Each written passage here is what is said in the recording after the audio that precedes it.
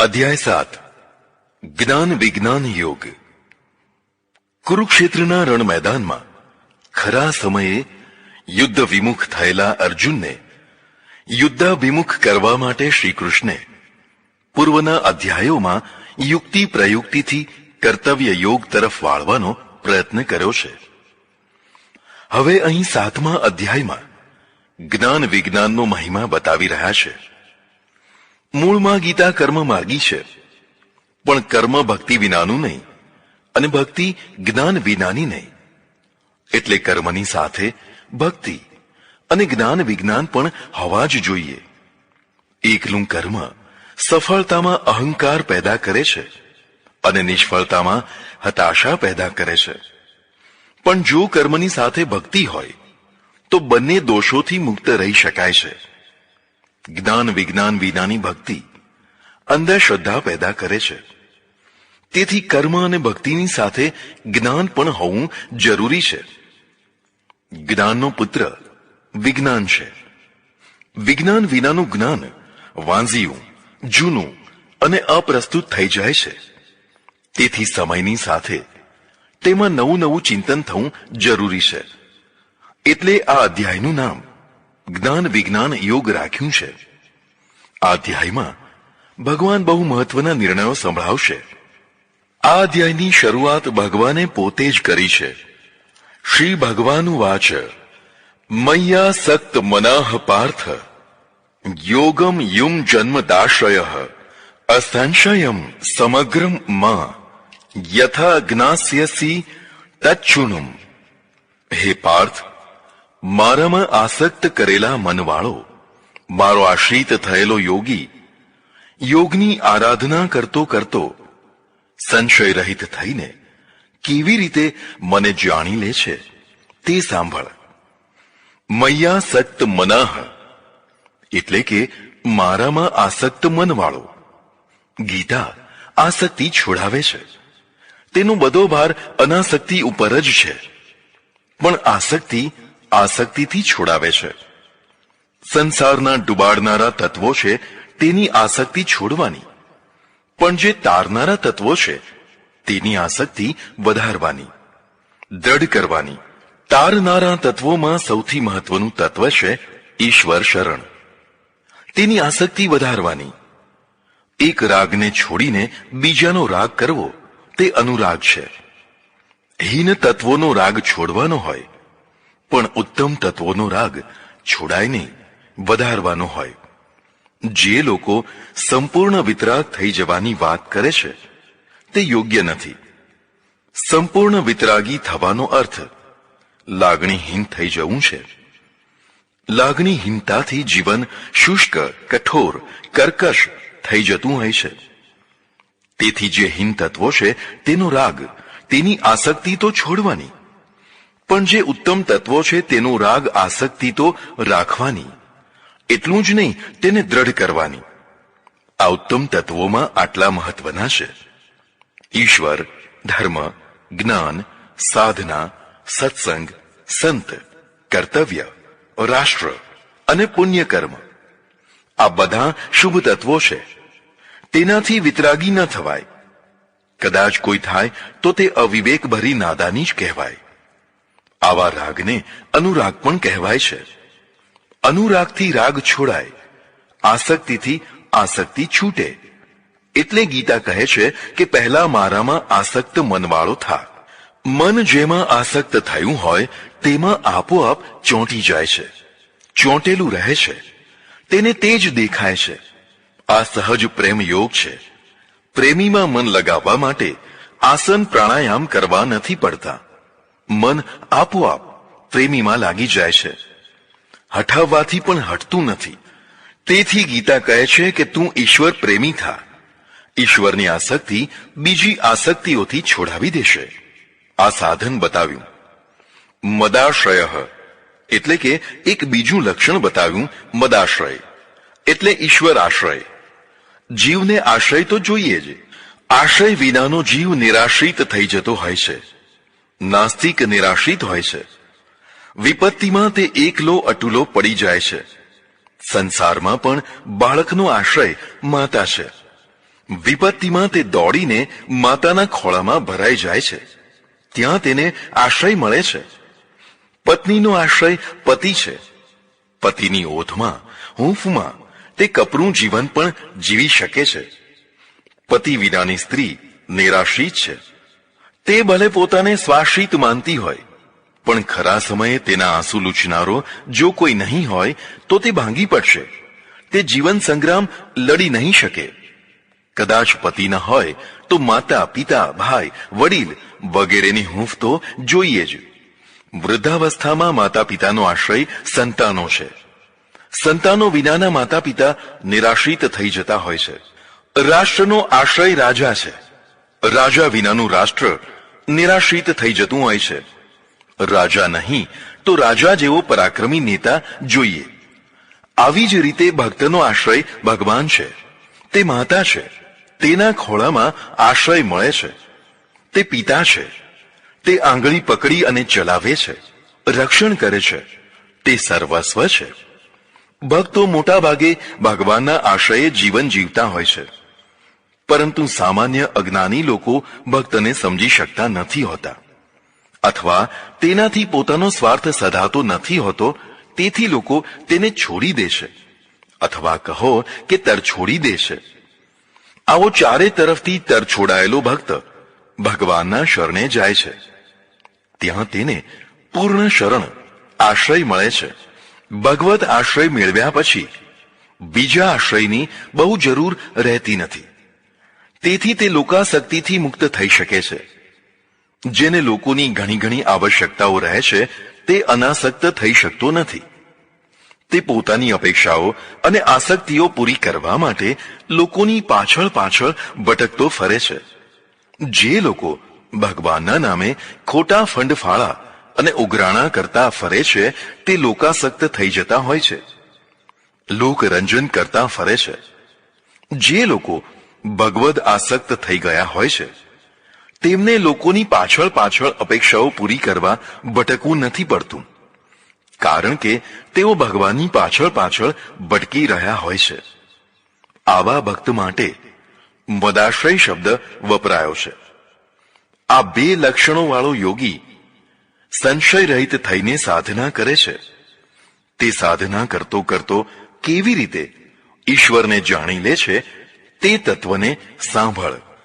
જ્ઞાનમ તે અહમ સવિજ્ઞાનમિદમ વક્ષ્યામ્ય શેષતઃ યજ્ઞાત્વા નેહ ભૂયો અન્યજ જ્ઞાતવ્ય મવશિષ્યતે.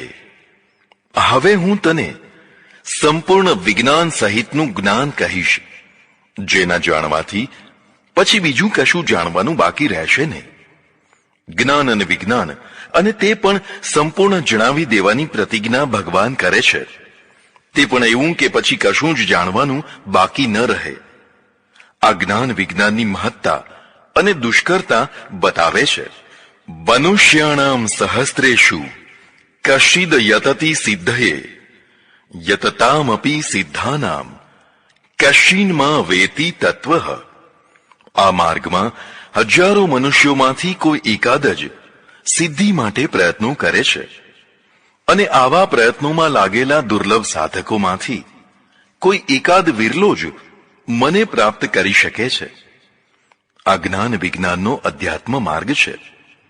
પ્રથમ તો આ માર્ગ ઉપર ચાલનારા હોતા જ નથી. લોકોને ઇન્દ્રિય સુખ માર્ગ સહજ રીતે વહાલો લાગે છે. પ્રાણી માત્ર પદાર્થ સુખો ભોગો ભોગવવા તત્પર હોય છે.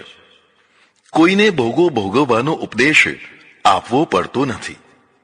આ ઢાળ ઉપર આપોઆપ દોડી જવાય છે. તો પણ તેમાંથી કદાચ કોઈ એક વિરલો જ નીચે તળેટી તરફ દોડવાનું બંધ કરીને ઉપર શિખર તરફ ચડવાના માર્ગે ચાલવા માંડે છે. આવો વિરલો હજારમાં કોઈ એક જ હોય છે. આવા હજારો શિખર તરફ ચડનારા વિરલાઓમાંથી કદાચ કોઈ એક જ મહાભાગ્યશાળી છેક શિખર ઉપર ચઢી શકે છે, અર્થાત વિજ્ઞાન સહિતના જ્ઞાનને પ્રાપ્ત કરીને ઈશ્વરનો સાક્ષાત્કાર કરી શકે છે. આવું થવામાં બે મુખ્ય કારણો છે. એક, અરુચિકર માર્ગ અને બીજું પ્રત્યક્ષ ફળનો અભાવ. આ માર્ગમાં રસ પડે તેવું કશું નથી. રામરસ કડવો હોય છે, તેથી લોકોને રુચિ થતી નથી. અને બીજું, તેનું તત્કાળ પ્રત્યક્ષ ફળ દેખાતું નથી. ભોગ માર્ગમાં ભોગોનું સુખ તરત જ ભોગવાય છે. ભોગ સુખ ઉધાર હોતું નથી. ભોગવો અને સુખી થાવ. તરત જ પરિણામ મળતું હોવાથી લોકોનો ધસારો આ માર્ગ ઉપર રહે તે સ્વાભાવિક છે. પણ અધ્યાત્મ માર્ગમાં તત્કાળ ફળ મળે તેવું કશું જ ન હોવાથી લોકોને આ તરફ આકર્ષણ થતું જ નથી. રસમાંથી રુચિ જન્મે છે. રસ જ ન હોય તો રુચિ ન રહે. તેથી કદાચ કોઈ એકાદ વિરલો હજારોમાંથી એકાદ જ આ માર્ગ તરફ ચાલતો જોવા મળશે. ચાલવા માત્રથી સફળતા મળી જતી નથી. કપરાં ચઢાણ હોવાથી, અનેક વિક્ષેપો અને વિઘ્નો આવતા હોવાથી ઘણા પાછા વળી જતા હોય છે, ઘણા અટકી જતા હોય છે. આવી રીતે આ માર્ગે ચાલી નીકળેલો કારવા આગળ જતા ઓછો થતો જાય છે. ઓછો થતાં થતાં છેક શિખર ઉપર પહોંચનારો તો કોઈ એકાદ વિરલો જ હોય છે. આવો આ દુષ્કર માર્ગ છે. માર્ગની દુષ્કરતા બતાવીને હવે જ્ઞાન શરૂ કરે છે. ભૂમિરા પો અનલો વાયુઃ ખમ મનો બુદ્ધિરેવ ચ અહંકાર ઇતિયમ મે ભિન્ના પ્રકૃતિરષ્ટધા. ભૂમિ, જળ, અગ્નિ, વાયુ, આકાશ, મન, બુદ્ધિ અને અહંકાર એવી 8 પ્રકારની ભિન્ન ભિન્ન મારી પ્રકૃતિ છે.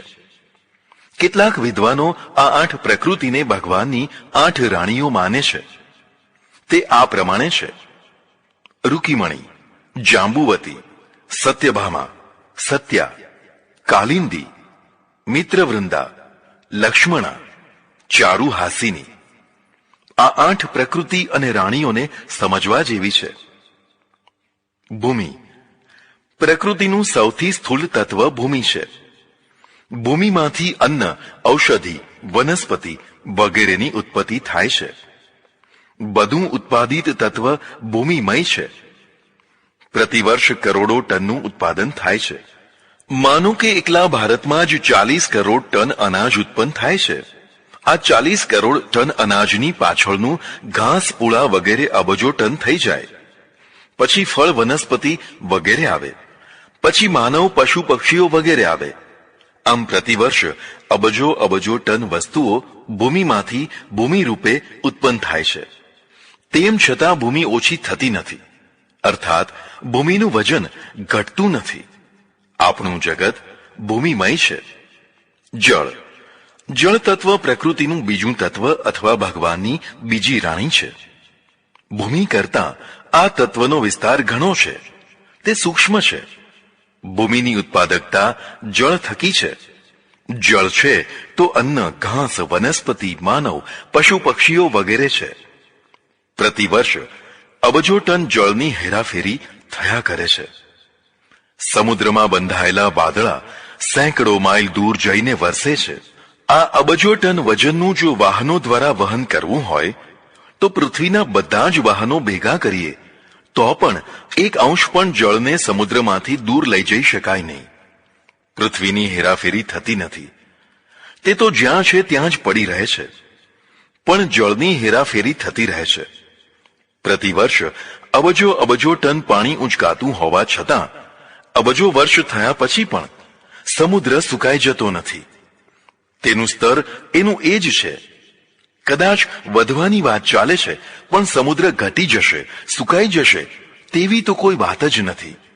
આંકડામાં માપી ન શકાય તેટલું ઘનફૂટ પાણી પ્રતિવર્ષ સમુદ્રમાંથી ઊંચકાઈ રહ્યું છે. અને આ ઊંચકનારો પંપ એકમાત્ર સૂર્ય છે. સૂર્ય આપણને માત્ર પ્રકાશ કે ગરમી જ નથી આપતો. આપણા માટે તે અબજો ઘનફૂટ પાણી પણ ઊંચકી રહ્યો છે. પ્રકાશ અને ગરમીનો અનુભવ તો આપણે સૌ કરીએ છીએ, પણ અબજો અબજો ઘન એકર પાણી ઊંચકાતું કોઈ જોતું નથી. પણ આ પ્રક્રિયા, મહાપ્રક્રિયા ચાલી રહી છે, સતત ચાલી રહી છે, થાક્યા વિના ચાલી રહી છે. વળી નવાઈ તો જુઓ કે આ પાણી મીઠું ડિસ્ટિલ્ડ વોટર કરી અને ઊંચકાય છે. જ્યાં ડિસ્ટિલ્ડ વોટરના પ્લાન્ટ નાખેલા છે ત્યાં જઈને જોજો. સમુદ્રના થોડાક ખારા પાણીને ખારામાંથી મીઠું કરવા કેટલી બધી વીજળી ખર્ચાય છે, અને તેમ છતાં ટીપા જેટલું પણ આપણે ડિસ્ટિલ્ડ જળ બનાવી શકતા નથી. તો બીજી તરફ આ સૂર્યદેવની કઈ એવી અતિ વિશાળ મેગા ફેક્ટરી ધમધમી રહી છે, જે સતત અબજો અબજો ઘન એકર પાણીને ડિસ્ટિલ્ડ કરીને 200, 500, 1000 ફૂટ ઉપર ઊંચકે છે અને તેને દૂર દૂર લઈ જઈ અને પછી વરસાવે છે. આવું મહાન કાર્ય કરનાર સૂર્યને દેવ કહેવાય તો તેમાં જરાય કશું ખોટું ન કહેવાય. જળ પ્રવાહી હોવાથી તેની હેરાફેરી શક્ય બની છે. માનો કે તે પણ પૃથ્વી જેવું જ ઘન નક્કર હોત તો સમુદ્ર જ ન હોત, વાદળો જ ન હોત, વૃષ્ટિ જ ન હોત અને જીવન જ ન હોત. પરમેશ્વરે તેને પ્રવાહી બનાવીને કમાલ જ કરી નાખી છે. આ પ્રભુની બીજી રાણી કહેવાય. અનલ, અગ્નિ જીવન છે. જ્યાં સુધી શરીરનું તાપમાન 98.04 છે ત્યાં સુધી જ જીવન છે. તાપમાન વધી જાય તો તાવ ચઢે અને ઘટી જાય તો અશક્તિ આવે. કોઈએ તાપમાનનો નિશ્ચિત પ્રોગ્રામ કર્યો છે, તે પ્રમાણે શરીર ચાલે છે. અગ્નિ સ્વયંભૂ નથી, ઈંધણથી થાય છે. ઈંધણ હોય ત્યાં સુધી જ અગ્નિ રહે. આહાર એ ઈંધણ છે, તેમાંથી અગ્નિ ઉર્જા પેદા થાય છે. વૈશ્વાનર નામનો અગ્નિ લીવરનું રૂપ ધારણ કરીને આહાર રૂપી ઈંધણને પચાવે છે, બાળે છે. મળદામાં વૈશ્વાનર નથી હોતો, તેથી તેમાં નાખેલો આહાર ઉર્જા પેદા કરતો નથી. આખું બ્રહ્માંડ ઈંધણ છે. અગ્નિ બધું જ ખાઈ જાય છે. પૃથ્વી ઈંધણ છે, જળ ઈંધણ છે, વાયુ ઈંધણ છે, બધું જ ઈંધણ છે. પૃથ્વીનું ઈંધણ લાવા બને છે. અનંત અનંત કોટી વર્ષોથી બ્રહ્માંડના સૂર્યો સળગી રહ્યા છે. તેમનું ઈંધણ તે પોતે જ છે. પૃથ્વી ઉપરના બધા કોલસા અરે બધા ઈંધણ એક ક્ષણમાં બાળી નાખવામાં આવે તો પણ સૂર્યના જેવી ઉષ્ણતા પેદા કરી શકાય નહીં. બ્રહ્માંડોના કરોડો સૂર્યોમાંનો આ તો નાનો સૂર્ય છે. મોટા સૂર્યોનું શું થતું હશે? ઈશ્વરીય કમાલ જ કહેવાય ને. વગર ઈંધણે પોતે પોતાને જ ઈંધણ બનાવીને સૂર્ય અબજો વર્ષોથી ધમધમી રહ્યો છે. આ અખૂટ ઈંધણનું રહસ્ય જે દિવસે વૈજ્ઞાનિકો પૃથ્વી ઉપર લઈ આવશે તે દિવસે પૃથ્વી ઈંધણની ચિંતાથી મુક્ત થઈ જશે. સૂર્ય બળી રહ્યો છે, બાળી રહ્યો છે, જીવાડી રહ્યો છે. પૃથ્વી ઉપરનું તાપમાન સૂર્યને આધીન છે. આપણું જીવન પણ આ તાપમાનને આધીન છે. તાપમાન ન હોય તો જીવન જ ન હોય. એક ક્ષણ માટે સૂર્યનું અસ્તિત્વ મટી જાય તો બીજી જ ક્ષણે બધું હિમ થઈ જાય, જીવન જ ન રહે. અરે, સૂર્ય માત્ર એકાદ કિલોમીટર દૂર ચાલ્યો જાય તો પણ જીવન ન રહે, અને તેના નિશ્ચિત પોઈન્ટથી એકાદ કિલોમીટર નજીક આવી જાય તો પણ જીવન ન રહે. ઉષ્ણતામાન એટલું વધી જાય કે જીવાય જ નહીં. તેનો પોઈન્ટ, તેનું ઉષ્ણતામાન, તેનું ભ્રમણ બધું કોઈ કુશળ એન્જિનિયરે પ્રોગ્રામ કરેલું છે. તેથી તો જીવન છે. જીવન માટે માત્ર ઉષ્ણતામાન જ પર્યાપ્ત નથી, સૂર્યપ્રકાશ પણ જરૂરી છે.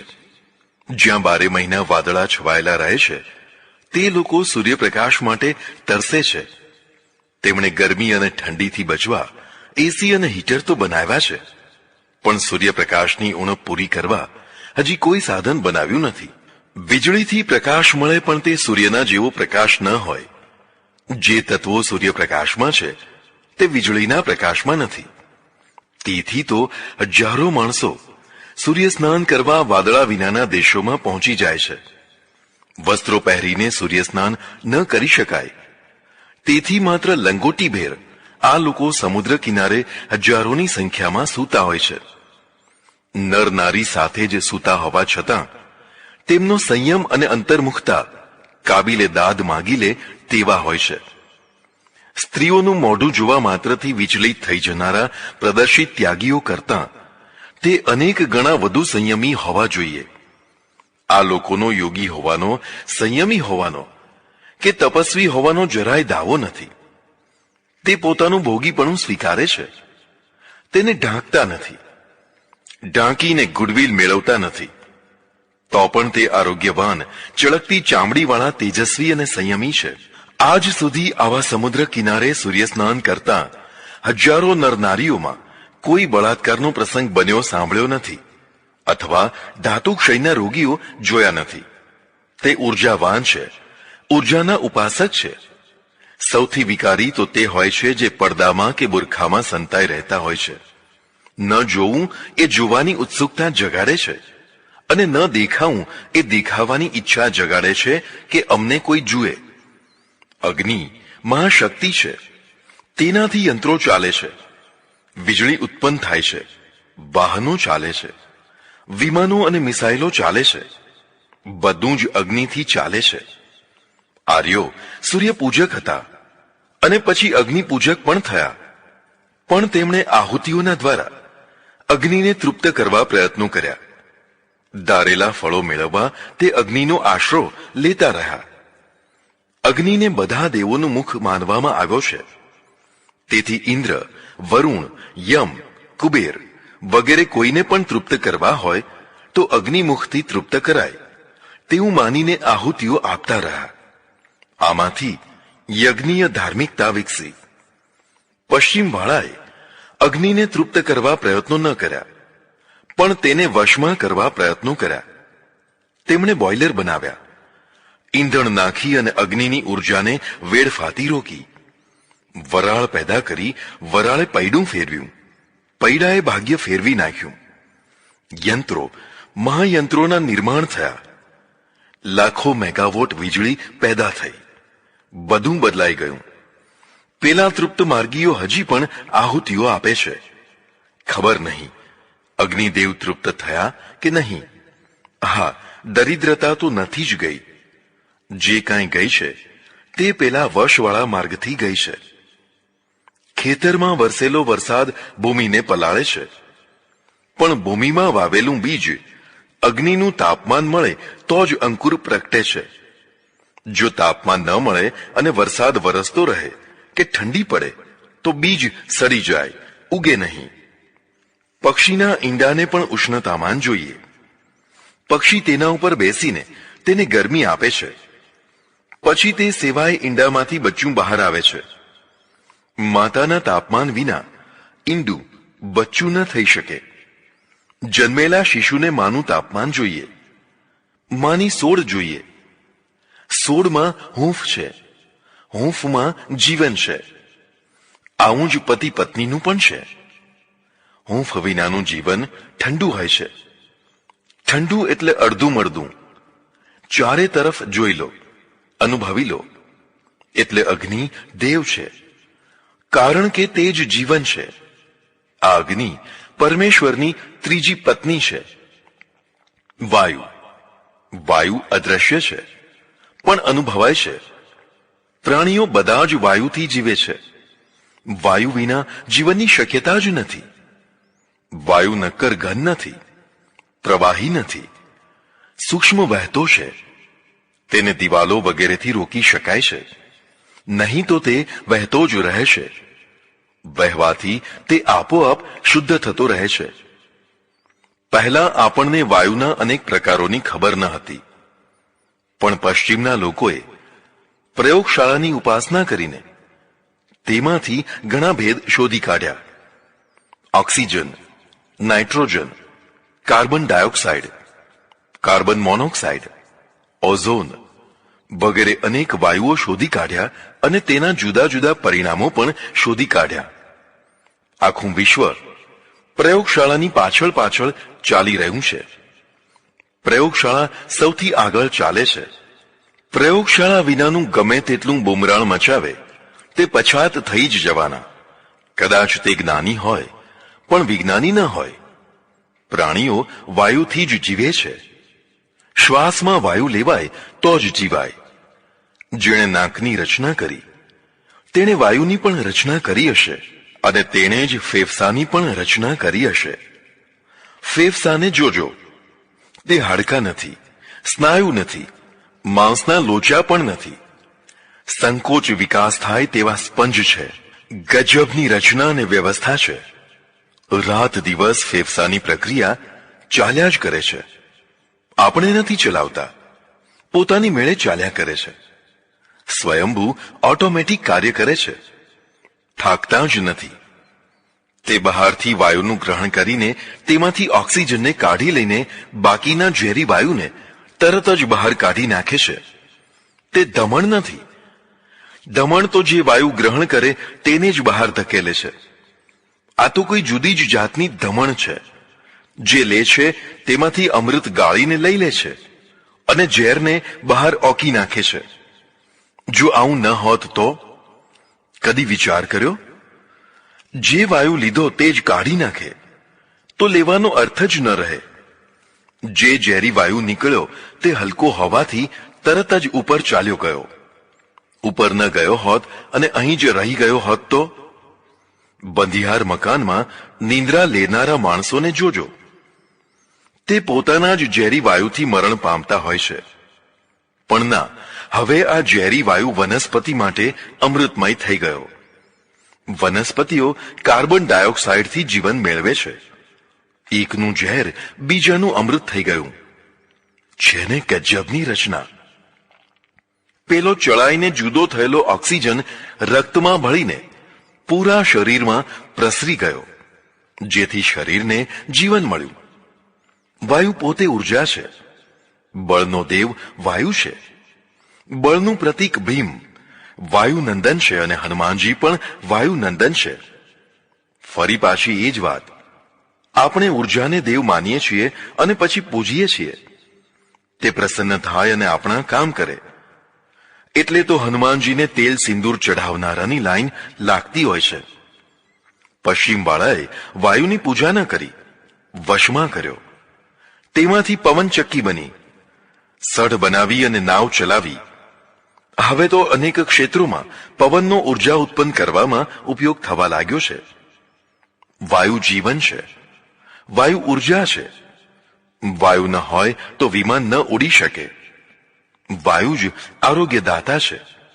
દૂષિત હવા રોગોની જનની છે. તેને દૂષિત ન કરવી એ જ તેની સાચી પૂજા કહેવાય. આ પણ ભગવાનની ચોથી પત્ની છે. જેમાંથી અને જેના વડે સૃષ્ટિ ચાલે છે, વાયુની શક્તિ અમાપ છે, અનંત છે. જો કોઈ ઉપયોગ કરી જાણે તો. ખમ. ખમ એટલે આકાશ. આ પાંચમી પત્ની છે. દૂર દૂર સુધી જેનો અંત નથી તે આકાશ છે. આકાશમાં કરોડો કરોડો બ્રહ્માંડો રાઈના દાણાની માફક ઘૂમી રહ્યા છે. તે દેખાતું નથી, અનુભવાતું પણ નથી. તેમ છતાં તે છે તે ખરું, કારણ કે તેનો શબ્દ સંભળાય છે, અનુભવાય છે. માનો કે વિશ્વમાં બધું જ હોય પણ માત્ર શબ્દ જ ન હોય તો કેવું લાગે? આ શબ્દોમાં ગજબની શક્તિ છે. તેનામાં લાગણીઓને અભિવ્યક્ત કરવાની ભારે શક્તિ છે. લાગણીઓ ચહેરાના હાવભાવથી જાણી શકાય છે, પણ તે મર્યાદિત માત્રામાં જ અનુભવાય છે. તે પણ બધાને નહીં. ચહેરાના નિષ્ણાંતો જ અનુભવી શકતા હોય છે. પણ લાગણીઓ જ્યારે વાચાનું રૂપ ધારણ કરે અને વાચા જ્યારે અક્ષર દેહ ધારણ કરે ત્યારે કાવ્યો, મહાકાવ્યો અને મહાગ્રંથો રચાય છે. આવું આકાશ પરમેશ્વરની પાંચમી પત્ની કહેવાય છે. મન. મન છઠ્ઠી પત્ની છે. મન ઇન્દ્રિયાતીત છે. પણ છે ખરું. ઈશ્વરીય દુનિયામાં મનની પોતાની પણ એક દુનિયા હોય છે, જે જીવનને સુખી દુખી બનાવવામાં મહત્વનો ભાગ ભજવે છે. મન જ્ઞાનનો ઉંબરો છે. એક તરફ પદાર્થો છે, બીજી તરફ જીવાત્મા છે, વચમાં મન છે. આ મન ઇન્દ્રિયો દ્વારા અનુભવો કરે છે અને પછી જીવાત્મા સુધી પહોંચાડે છે. બધાના મન સરખા નથી હોતા. મન પ્રમાણે મનુષ્ય બનતો હોય છે. મન ચંચળ છે તે વાત સાચી, પણ જો તે ચંચળ ન હોત તો જળ જેવું થઈ જાત. ચંચળતા કુદરતી છે. તેને સ્થિર કરવાના પ્રયત્નો કુદરતી નથી. તેથી સ્થિર કરવા નીકળેલા લોકો થાકી જવાના. તેનો રંગ બદલી નાખવાની જરૂર છે. જો તેને હરિરંગે રંગી દેવાય તો ચંચળતા આશીર્વાદ થઈ જાય. હરિરંગનું નામ પ્રેમ છે. શુદ્ધ પ્રેમથી રંગાયેલું મન પરમેશ્વરની સૌથી વધુ સમીપમાં આપોઆપ ઠરીઠામ થઈ જતું હોય છે. મન ન હોત તો લાગણીઓ ન હોત, તો જીવન પણ ન હોત. લાગણીહીન જીવનનો શો અર્થ છે? કોઈ ઉતરેલા ચહેરે લાગણીહીન ભાવહીન થઈને આંખ મીચીને બેસે તેના કરતાં કોઈ રાસની રમઝટ વગાડે તો વધુ ઉત્તમ છે. બેઠેલો માણસ થાકી જવાનો, તેની નિષ્ક્રિયતા જ તેને થકવી નાખશે. રાસ રમતો માણસ થાકશે નહીં, કારણ કે તેને રસ આવે છે. રસ જ પરમાત્માનું રૂપ છે. રસહીનતા અને લાગણીહીનતા એક જ છે. રાસ રમતું મન આપોઆપ એકાગ્ર થઈ ગયું છે. તન્મયતા તેને સ્વતઃ પ્રાપ્ત થઈ ગઈ છે. જ્યારે બેઠેલા માણસનું મન બેઠું નથી, તે એકલું ચકડોળે ચડ્યું છે. લોકોને ભલે તે ન દેખાતું હોય, પણ બેઠેલાને તો દેખાય છે. પણ તેની બેઠક પૂજાય છે, તેથી તે બેઠક છોડી શકતો નથી. બેઠક પૂજાય છે, મન ભલે ને ભટકતું હોય. જેવું રાસ રમવામાં મન તન્મય થઈ ગયું છે, તેવું જ વૈજ્ઞાનિકનું મન પ્રયોગશાળાના પ્રયોગોમાં તન્મય થઈ ગયું છે. આ સમાધિ જ છે, અને તે પરિણામદાયી સમાધિ છે. મનની ત્રણ સ્થિતિઓ છે. એક તો ચંચળ સ્થિતિ, બીજી રસ તરબોળ સ્થિતિ અને ત્રીજી નિરોધ સ્થિતિ.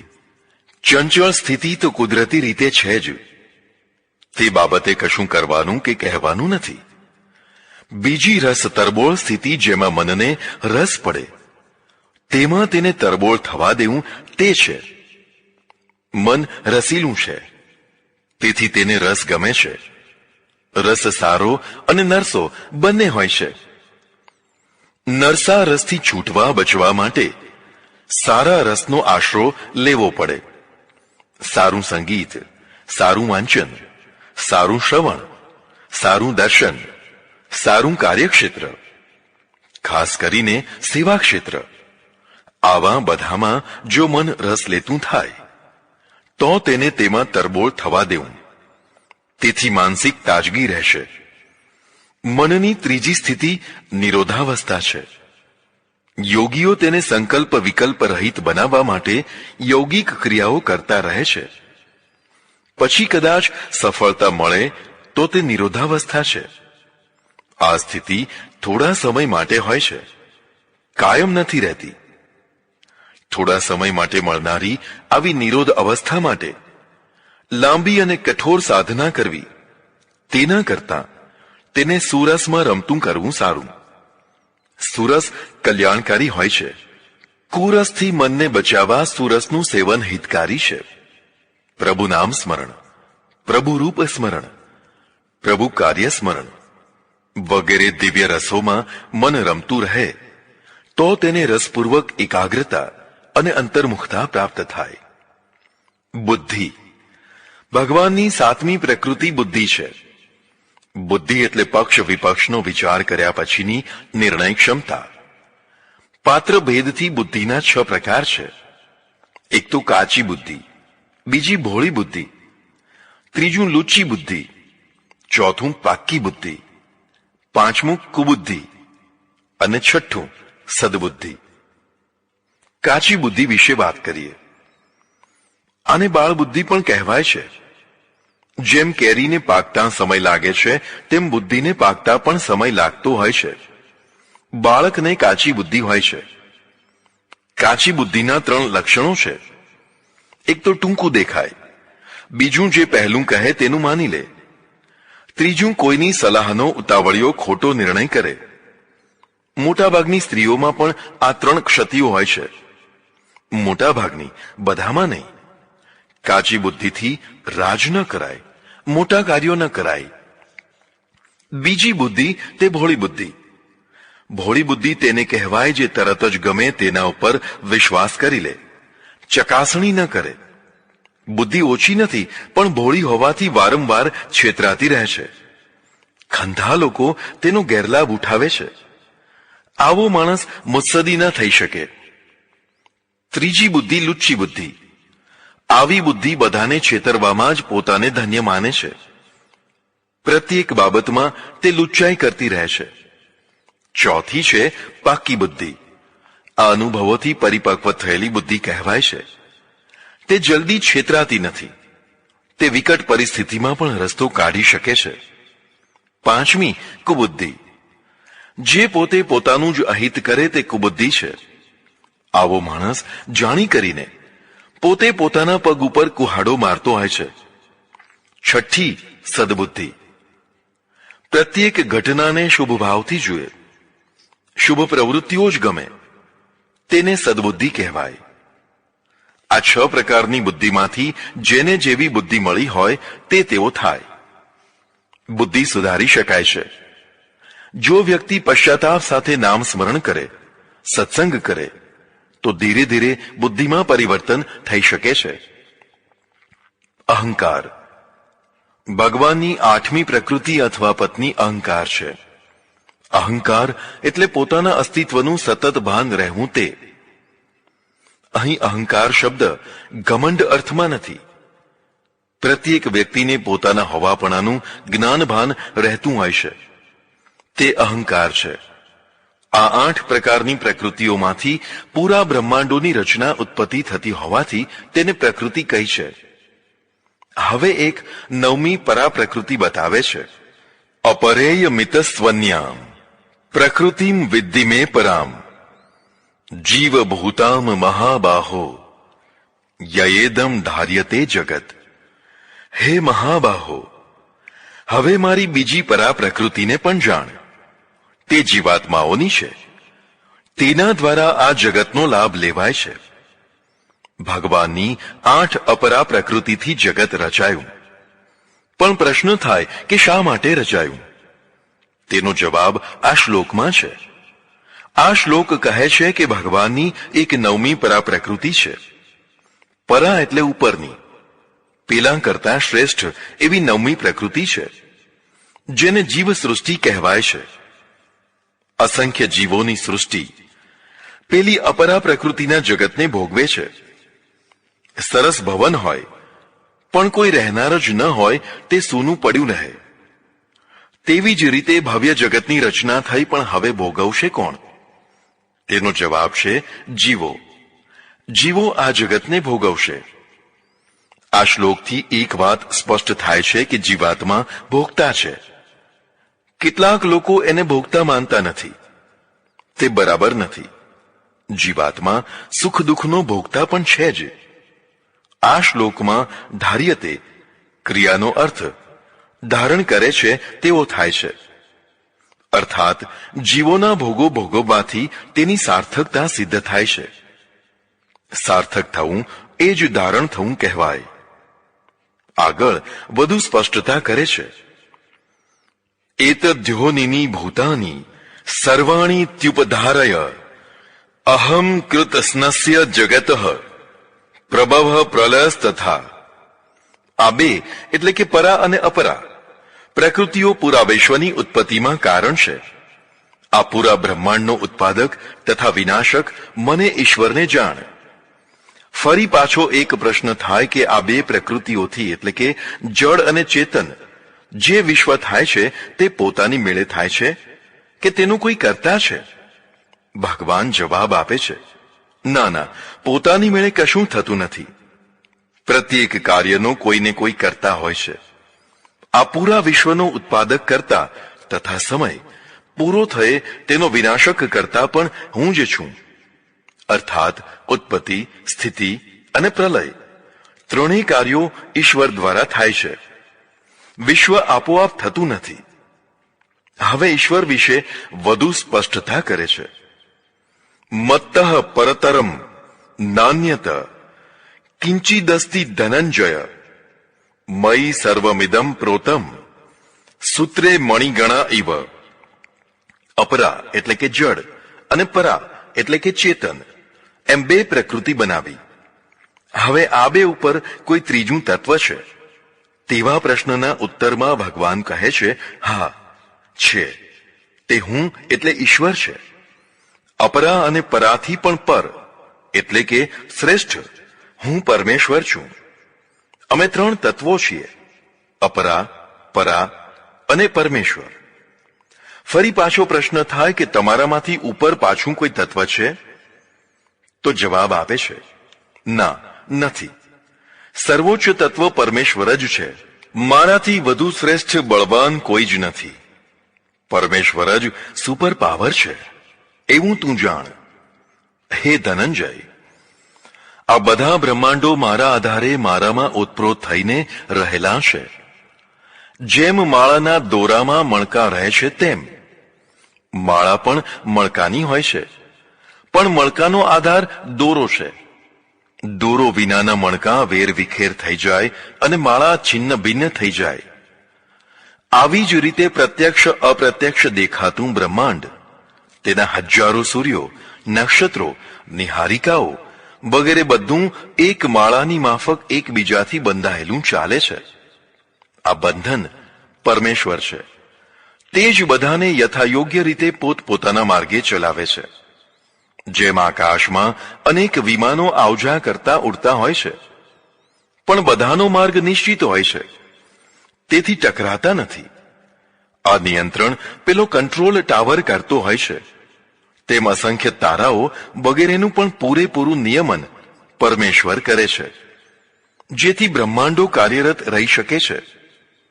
જો કશું જ નિયંત્રણ ન હોત તો પરસ્પરમાં ટકરાઈને નષ્ટ થઈ ગયા હોત.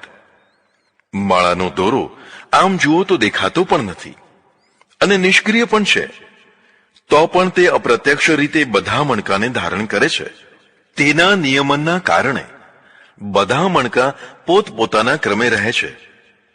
નહીં તો આગળ પાછળ થવા માટે પરસ્પરમાં જ લડી મરે. પણ તેવું નથી થતું, કારણ કે પરમેશ્વર નિયંતા છે. હવે પ્રકરણ બદલે છે. આ વિશ્વમાં ઈશ્વર શું શું છે? રસો અહમપ્સુ કૌંતેય, પ્રભા અસ્મિ શશી સૂર્યયો, પ્રણવઃ સર્વ વેદેષુ, શબ્દઃ ખે પૌરુષમ દૃશુ. હે કૌંતેય, જળમાં રસ હું છું, ચંદ્ર અને સૂર્યમાં પ્રભા હું છું, બધા વેદોમાં પ્રણવ ઓમકાર હું છું, આકાશમાં શબ્દ હું છું અને પુરુષોમાં પૌરુષ હું છું. પહેલાના શ્લોકોમાં અપરા અને પરા એમ બે પ્રકૃતિઓ બતાવી. અપરામાંથી જળ ભૌતિક જગતની ઉત્પત્તિ બતાવી તથા એ બધું પરા પ્રકૃતિ જીવાત્માઓ માટે કરી હોવાનું બતાવ્યું. આ પરા અપરા બંને પ્રકૃતિથી પર શ્રેષ્ઠ પરમાત્મા પોતે છે અને તે સર્વગત છે તેવું પણ બતાવ્યું. હવે એ સર્વગતપણું કેવી રીતે છે તે બતાવે છે. રસ માનો કે જળ તત્વ છે, તેમાં ભગવાન કેવી રીતે છે? તો કહે કે તેમાં જે રસાસ્વાદ આવે છે તે ઈશ્વર છે. સામાન્ય રીતે લોકોમાં એવી માન્યતા છે કે જળમાં સ્વાદ હોતો નથી. 6 પ્રકારના રસ હોય છે: ગળ્યો, કડવો, ખારો, તીખો, કષાય અને ખાટો. આ રસોના યોગ્ય સંમિશ્રણથી ભોજન સ્વાદિષ્ટ બનતું હોય છે. પણ જળમાં તો આમાંથી એક પણ રસ અનુભવાતો નથી. તો પણ ગીતા કહે છે કે જળમાં જે રસ છે તે ઈશ્વરીય તત્વ છે. પણ રસ છે ક્યાં? કેટલી અદ્ભુત વાત છે! માનો કે જળને 6 માંથી કોઈ એક રસ આપ્યો હોત તો કેવું લાગત? જેમ કે સમુદ્રના જળને ખારો રસ આપ્યો તો તે નકામું થઈ ગયું. સ્વાદ વિનાના જળમાં જ ખરો સ્વાદ છે. તરસ્યાને જળ પીવાથી જે સ્વાદ આવે છે તેવો સ્વાદ બીજે ક્યાંય આવતો નથી. બાકીના રસોનું સતત સેવન કરી શકાતું નથી. સતત ગળું ખવાતું નથી. અરુચિ થઈ જાય છે. પણ સતત પાણી પીવાય છે. માણસ જીવનભર સુખપૂર્વક પાણી પીએ છે, કારણ કે તેનો રસ કદી ફીકો પડતો નથી. આ રસ છે અને તે ઈશ્વરીય તત્વ છે. પ્રભા ચંદ્ર અને સૂર્યમાં જે પ્રભા છે તે પરમેશ્વરનું તત્વ છે. ચંદ્ર સૂર્યનું ઉપલક્ષણ છે. જ્યાં જ્યાં પ્રભા છે તે બધું ઈશ્વરીય તત્વ છે. પ્રકાશ છે એટલે અંધકાર છે. પ્રકાશના અભાવનું નામ જ અંધકાર છે. અંધકારનું પોતાનું સ્વતંત્ર અસ્તિત્વ નથી. પ્રકાશ માટે પ્રયત્ન કરવો પડે છે. અંધકાર માટે કશો પ્રયત્ન કરવો પડતો નથી. પ્રકાશ બંધ કરો એટલે આપોઆપ અંધકાર થઈ જાય. આવો પ્રકાશ વિશ્વને અજવાળે છે. જ્યાં પ્રકાશ કિરણ નથી પહોંચતું ત્યાં અંધાર્યું વિશ્વ છે. સૂર્યાદિની ઉત્પત્તિ પહેલા કરોડો વર્ષો સુધી બ્રહ્માંડો અંધકારમય હતા. આંધળા પ્રાણીઓનું પણ વિશ્વ હોય છે. તે અંધારું હોય છે. પણ પ્રકાશમય વિશ્વમાં જે પ્રકાશ દેખાય છે તે ઈશ્વરીય તત્વ છે.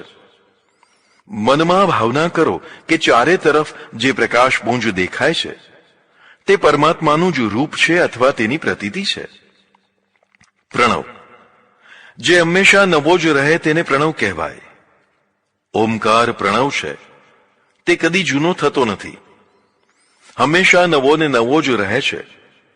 બધા વેદોમાં સાર રૂપે પ્રણવ મનાય છે. એક એવી પણ માન્યતા છે કે પ્રથમ માત્ર પ્રણવ જ હતો, પછી તેનો વિસ્તાર ગાયત્રીમાં થયો અને પછી તેનો વિસ્તાર 4 વેદોમાં થયો. અર્થાત વેદોના બધા મંત્રોમાં પ્રણવનાદ ગુંજી રહ્યો છે. પ્રત્યેક મંત્રની શરૂઆત ઓમના ઉચ્ચારણ પૂર્વક જ કરવી જોઈએ તેવી પ્રથા ચાલી આવે છે. યોગ સૂત્રમાં તસ્ય વાચક પ્રણવ કહ્યું છે. અર્થાત તે ઈશ્વરનો વાચક શબ્દ પ્રણવ ઓમકાર છે. પ્રત્યેક વાચ્યનો કોઈ વાચક હોય જ. વાચક વાચ્યનો બોધ કરાવે છે.